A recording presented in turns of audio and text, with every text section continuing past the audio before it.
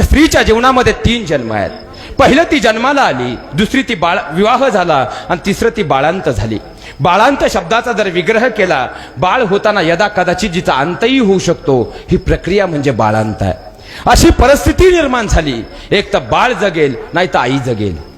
डॉक्टरांनी विचारलं नवऱ्याला काय केलं पाहिजे. त्यानं सांगितलं की काही झालं तर माझी बायको जगली पाहिजे. सासऱ्यांनी सांगितलं आमची सुनबाई जगली पाहिजे. तोपर्यंत मुलीचे आई वडील आले होते, त्यांनी सांगितलं आमची मुलगी जगली पाहिजे. पण भुलीचे डॉक्टर येईपर्यंत, भूल देईपर्यंत आणि भूल चढेपर्यंत टेबलवर असणारी माऊली मात्र सांगत होती, डॉक्टर साहेब माझं काही होऊ द्या बरं, पण माझं लेकरू जगलं पाहिजे, हे फक्त आईच करू शकते. या पुढं जाऊन सांगतो, ज्यावेळी बाळ जन्माला येतं 9 महिने 9 दिवसामध्ये 6 सोनोग्राफी केल्या जातात. पण डबल MD डॉक्टर असू द्या, 6 महिन्यापर्यंत कितीही सोनोग्राफी करा, बाळाचे ठोके तपासता येत नाहीत. बाळाचे ठोके 7व्या महिन्याच्या सोनोग्राफीतच तपासले जातात. याचं कारण असं आहे की बाळाचे ठोके जर 7व्या महिन्यात पडतात तर आमचं विज्ञान असं सांगतं, आम्ही जो श्वास घेतो तो आमच्या फुफ्फुसांच्या दोन्ही फेफड्यांपर्यंत जातो आणि नंतर हृदयाचे ठोके पडतात.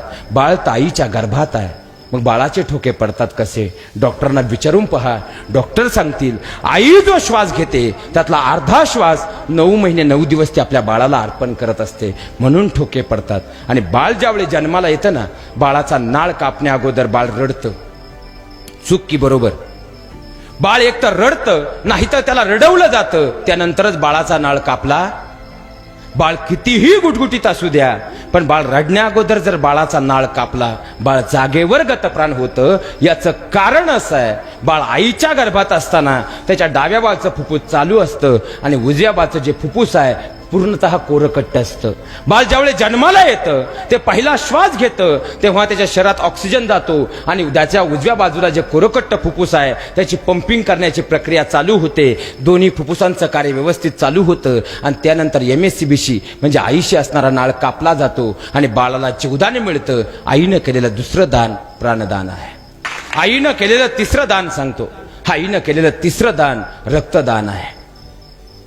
एखादा म्हणेल महाराज यात काय मोठं आहे, 260 रुपयाला रक्ताची बाटली मिळते, त्यात काय मोठं आहे?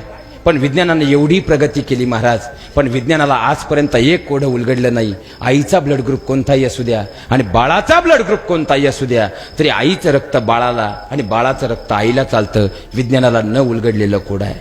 तुम्ही रक्त देऊ शकता, पण तुम्ही रक्त त्यालाच देऊ शकता ज्याच्या शरीरात अगोदरचं रक्त आहे, आणि तुम्ही रक्त त्यालाच देऊ शकता ज्याच्याबरोबर तुमचा ब्लड ग्रुप मॅच होतो. पण आई आणि बाळाच्या ब्लड ग्रुपला कधी कोणती गरज पडत. आणि विशेष म्हणजे आईनं आपल्या शरीरातला पहिला रक्ताचा थेंब दिलाय. या शरीरात रक्ताचा पहिला थेंब जर कोणी दिलाय तो आपल्या आईनं दिलाय, म्हणून आपण उभे आहोत. आईनं केलेलं तिसरं दान रक्तदान आहे. आईनं केलेलं चौथं दान सांगतो, अस्थिदान.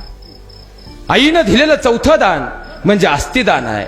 2 भावांमध्ये वाद पेटले तर हाडांच्या बळावर आम्ही बोलतो पाहून घेईल. कॉलेजच्या गेट व मुलांची भांडणं झाली तर मुलं म्हणतात कापून टाकेल. ज्या हाडांच्या बळावर आम्ही बोलतोय ना, आमच्या आईनं स्वतःच्या हाडाचं पाणी केलंय आणि तुमच्या माझ्या शरीरातली हाडं निर्माण केली. आम्ही 60 वर्षाचे झालो तरी केसाला डाय करतो, मरेपर्यंत 1.5 टनापर्यंत फेरनलवली चेहऱ्याला लावतो. पण शेवटची वेळ येते, अग्नी डाग दिला जातो. शेवटी अग्नी डाग दिला जातो आणि त्यानंतर दुसऱ्या दिवशी सकाळी गेल्यानंतर डाय केलेली केस राहत नाहीत. चेहऱ्याला फेरनलवली लावली तो चेहरा राहतात. ती फक्त हाडं असतात, कारण ते आमच्या आईनं दिले. आमच्या आईनं फक्त हाडं नाही दिले, ती मजबूत करण्यासाठी दुधावाटे कॅल्शियम सुद्धा दिले. लोखंड मातीत टाका, हे 2 वर्षामध्ये त्याची माती होईल. पण आजही लाखो वर्षापूर्वीचे मानवी हाडांचे अवशेष जसे तसे सापडतात. ही माती सुद्धा मातेनं दिलेल्या हाडाची माती करू शकत नाही. हा मातृत्वाचा चौथा उपकार अस्थिदान आहे. आईनं केलेलं 5वं दान म्हणजे लज्जादान आहे. जी तिची लज्जा तिने जन्मदात्या बापासमोर उघडी होऊ दिली नाही, जी तिची लज्जा तिने सख्या भावासमोर उघडी होऊ दिली नाही. पण लेकराला भूक लागली, आईनं काळ पाहिला नाही, आईनं वेळ पाहिली नाही, आईनं जागा पाहिली नाही. पहिल्यांदा त्या लेकराची भूक तिनं महत्वाची मानली. त्या आई मग एसटीमध्ये असो, घराच्या अंगणात असो, तिनं काळ वेळ कधीच पाहिली नाही. आईनं केलेलं 5वं दान लज्जादान आहे, कारण ते लेकरू तिच्यासाठी सर्वस्व होतं. अहो साक्षात भगवान परमात्मा करू शकत नाही. असे 5 उपकार आपल्या आईनं आपल्यावर केलंय, याची नेहमी जाण ठेवा.